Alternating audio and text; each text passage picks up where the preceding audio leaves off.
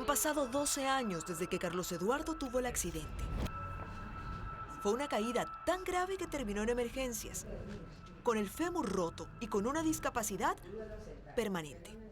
Hice pues que el papeleo para tener mi discapacidad por intermedio del Ministerio de Salud y obtuve y me dieron el 50% de discapacidad. Y aunque desde entonces tiene su carné, dice que no le ha dado mucho uso hasta ahora, porque a comienzos de este año su vehículo, el que utilizaba para todo, dejó de funcionar. Explotó el motor, me explotó el motor y me quedé sin carro, sin vehículo. Al quedarme sin vehículo, pues recurrí a las distribuidoras. Él pensó que como ya pasó un año desde que se descubrió la mala utilización de los carnés de discapacidad, como se anunció oficialmente la toma de correctivos, el proceso sería rápido. Pero ya han pasado meses desde que comenzó los trámites. En el mes de mayo.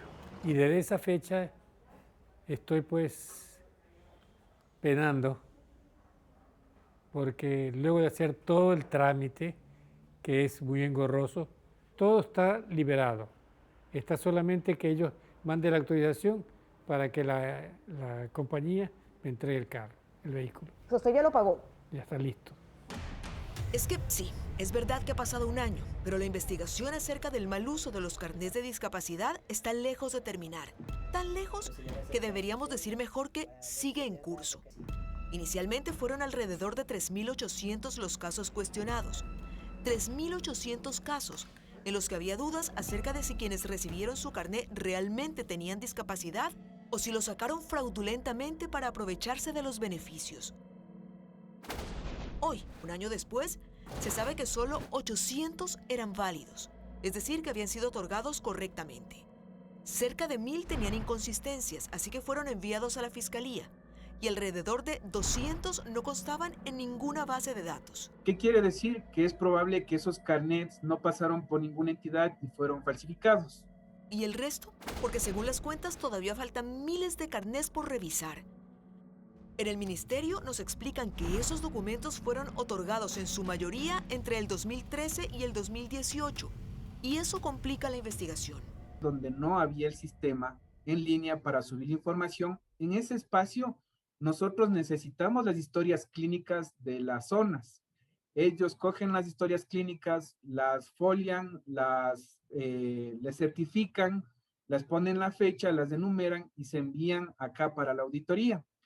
De esos, para enviar, hay 1.111 casos pendientes que todavía no han llegado y no hemos podido hacer el análisis. Daría la impresión entonces de que la revisión camina lento, pero al menos avanza. Pero no, tampoco eso.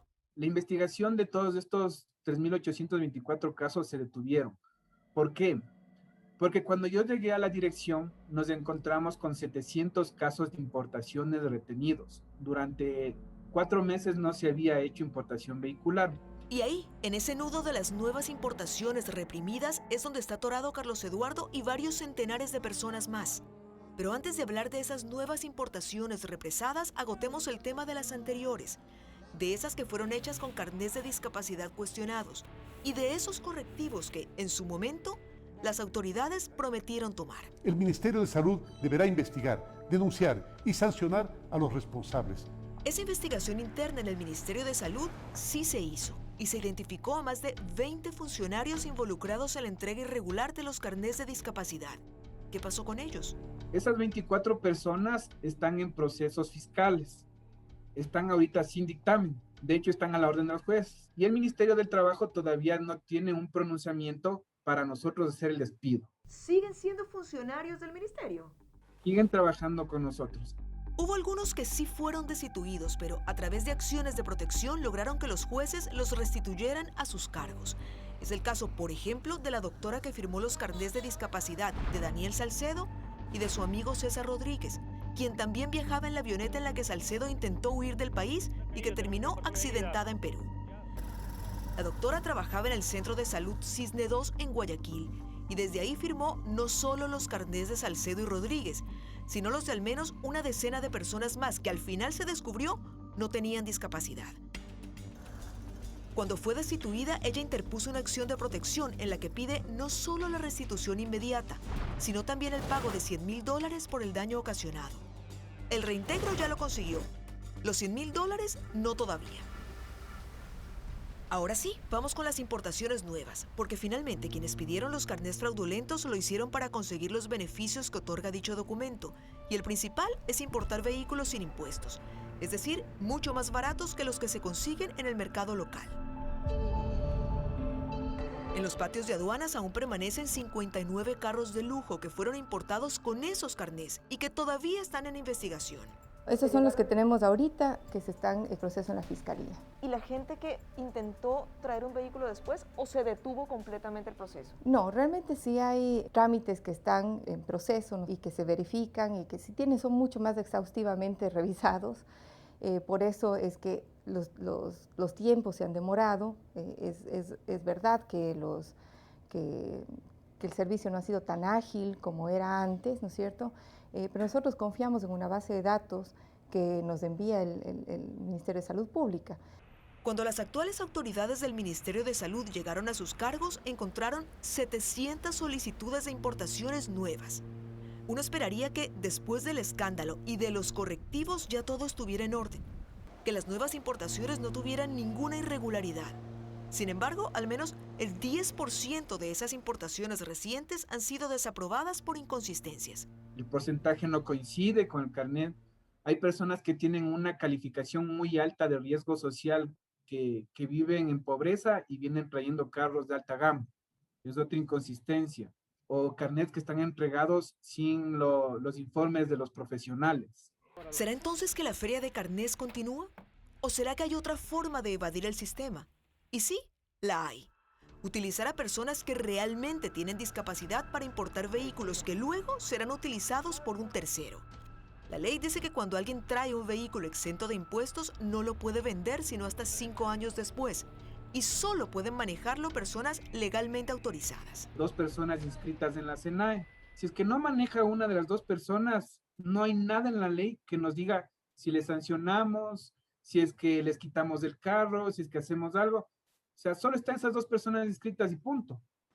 Sumado a eso, no hay forma de que un agente de tránsito en una vía pública sepa si un carro fue traído al país con exención de impuestos. En su momento se anunció que esos vehículos iban a tener placas distintivas. Hasta hubo un acto público para lanzar el programa de las placas diferenciadas. La placa diferenciada sirve para identificar y realizar el control de todos los vehículos utilizados. Pero al final, nada. No, al momento de realizar el trámite de matriculación por primera vez, se lo matricula como una placa blanca de un vehículo particular. ¿Cómo identificar que ese vehículo fue importado por discapacidad como tal? No hay ninguna parte donde se lo registre o se lo identifique como tal en un control en vía pública.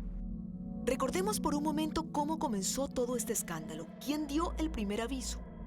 Fue la SENAE, en donde notaron que las estadísticas de importación de vehículos con exenciones de impuestos iban inexplicablemente al alza. Desde el año 2017, 490 declaraciones, el 2018, 1.639 declaraciones, el 2019, 4.434. En el 2020, cuando la corrupción quedó al descubierto, los números bajaron. Hubo 2.334 importaciones, pero en el 2021 hay un patrón que vuelve a llamar la atención. En los últimos 2 meses ha habido una sobredimensión de solicitudes de importación de vehículos. Extrañamente, entran a la semana 100 casos y nosotros sacamos 100 casos. Entonces ahí todavía tenemos 100 pendientes. Así que ahora tendrán que investigar este nuevo aumento, aunque aún no se termine de investigar el del año anterior. Entre tanto, personas como Carlos Eduardo, con carnés de discapacidad reales, con sus vehículos cancelados, con todos los trámites terminados, siguen esperando. Porque una cosa es que la corrupción se descubra y otra, que tenga solución.